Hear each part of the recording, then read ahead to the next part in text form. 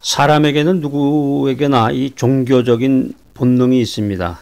예전에 이제 학교 다닐 때 보면은 이제 그 생활 기록부라고 그러나 그 자기의 그 신상에 관해서 적어내는 그 란이 있죠. 그 종교가 뭐냐, 뭐 취미, 특기 그러면서 이제 종교라는 란이 있는데 종교가 뭐냐? 예전에는 이제 그 불교가 참 많았어요. 주변에 보면 이제 불교라고 쓰기도 하고 기독교라고 쓰기도 하고 뭐 카톨릭이라고 쓰기도 하고 무교라는 게 있었어요. 그래서 그게 그 무교라는 게 도대체 뭔가 그런 의문을 가졌던 기억이 나는데 특정한 종교를 부정하고 신을 거절한다고 할지라도 가만히 살펴보면은 그런 사람도 나름대로 종교와 신을 가지고 있다 이렇게 생각할 수 있습니다.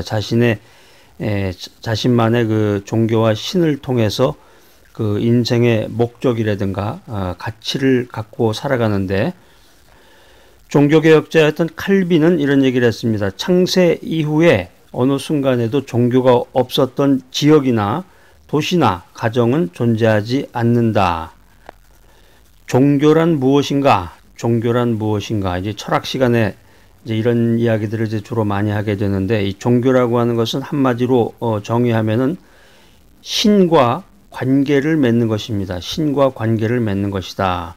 다시 말하면 이제 신을 추구하는 행위다. 신을 추구하는 행위다. 그렇기 때문에 인류 역사를 살펴보면은 인류 역사라고 하는 것은 신을 찾아온 역사다. 이렇게 이야기할 수가 있습니다.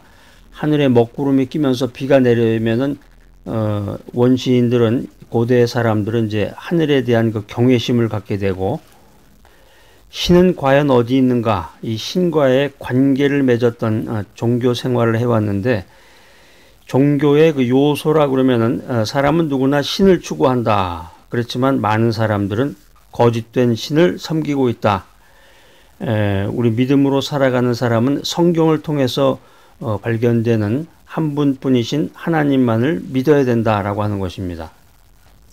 사람은 누구나 신을 추구한다. 이 모든 사람이 종교성을 지녔다. 이 말은 사람이면 누구나 의식적이든 무의식적이든 이 신의 개념을 본능적으로 느끼고 있다라고 하는 것입니다.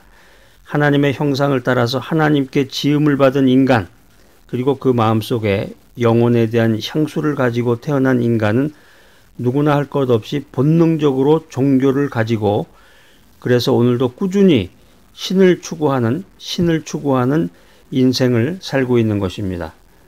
우리가 믿음 생활하면서 참된 하나님을 만나야 되는데 많은 사람들이 거짓 신을 섬기고 있습니다. 이 종교성이 있는 인간은 신을 추구함으로써 마침내 신을 찾고 그 신을 섬기는 종교 행위를 하고 있습니다. 그런데 많은 사람들이 이 거짓 신을 참된 신인 줄 알고 그것을 섬긴다라고 하는 것입니다. 그 인간이 이제 고대로부터 오늘날에 이르기까지 엄청난 이 거짓 신들을 만들어냈는데 필요할 때마다 자기 욕심을 쫓아서 신을 만들어냈다. 이것이 인류의 역사입니다. 인도만 해도 인도에 뭐 신이 엄청나게 많은데 인도에 3천만 개가 넘는 신들이 있다고 그럽니다.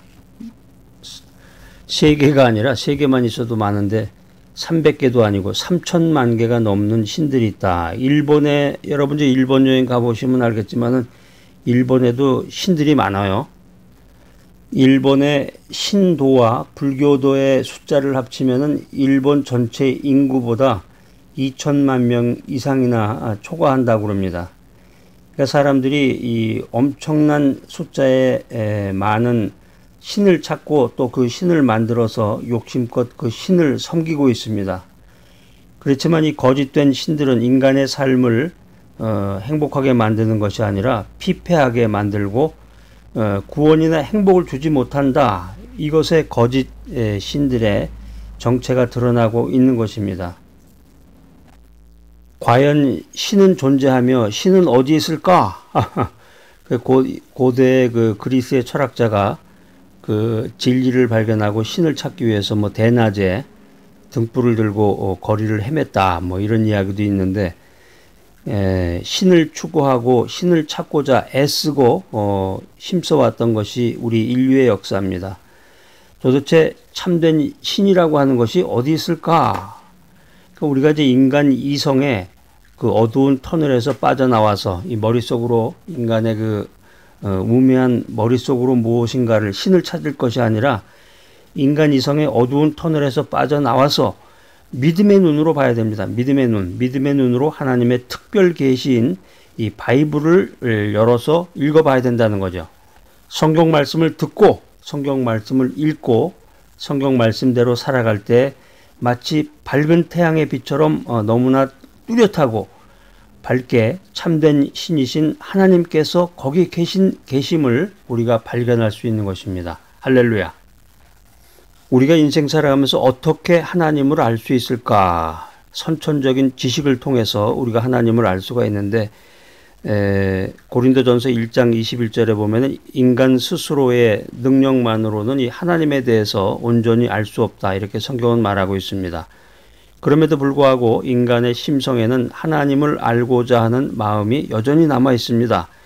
이런 사실은 인간은 누구나 신적인 존재를 갈망한다. 하나님을 찾고 있다.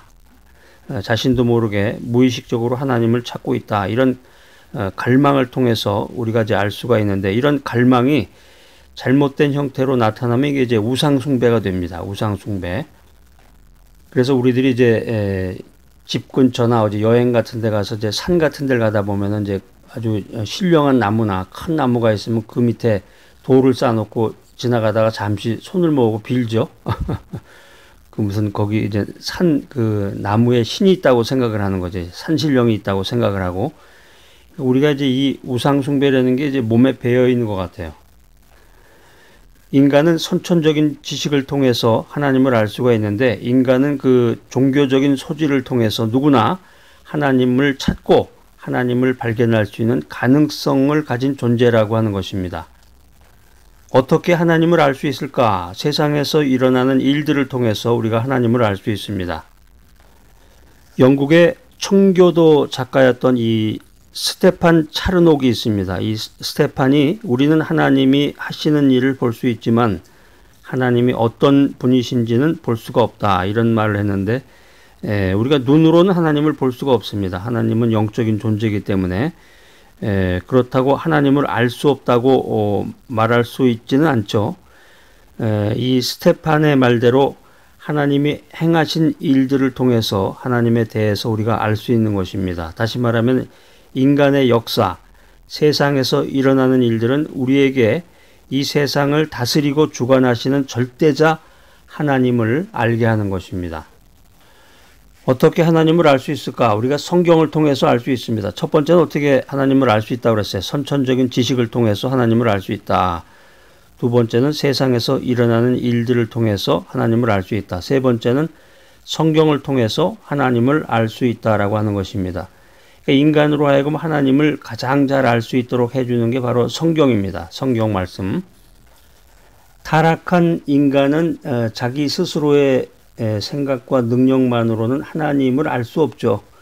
타락한 인간은 스스로의 능력만으로는 하나님을 온전히 알 수 없는 존재가 되어 있는데 그래서 아무리 종교적인 소질이 있다고 해도 하나님께서 친히 계시해 주지 않으시면은 인간은 하나님께로 나아갈 수 없는 존재입니다. 하나님이 자신을 계시해 주지 않으시면은 인간은 그 종교적인 심성으로 우상을 만들게 돼요. 우상을. 하나님을 알지 못하니까 하나님을 찾지도 못하고 하나님을 알지 못하기 때문에 우상을 만든다는 거, 우상을 만든다.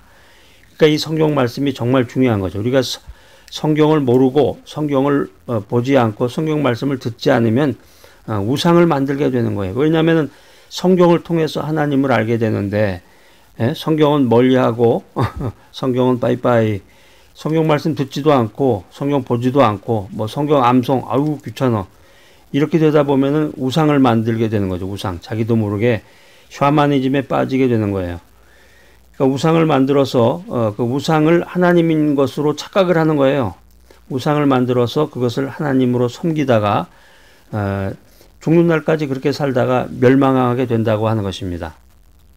여러분들이 갖고 계신 성경 말씀, 성경책 한번 이렇게 들어보세요.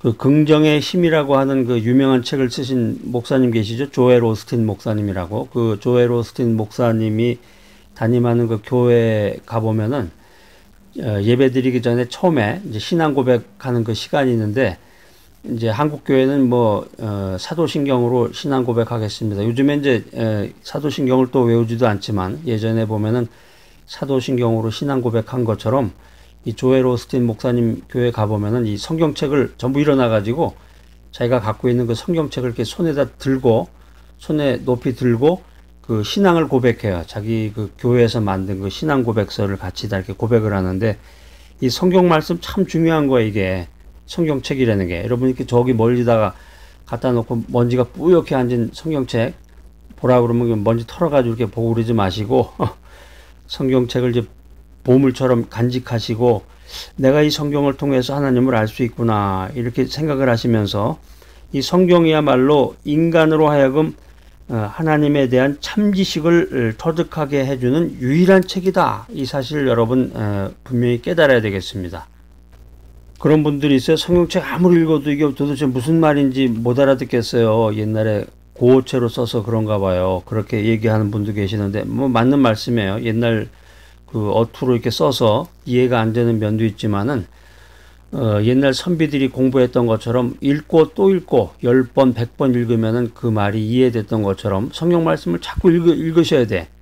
물론 이제 성경이 이제 풀이가 된 쉬운 말로 되어 있는 성경책도 있고, 또 성경 말씀을 근거로 해서 이 기독교 서적 나와 있는 책들도 많이 있지만, 성경 그 자체를 계속해서 읽고 성경 말씀을 자꾸 듣는 것이 중요합니다.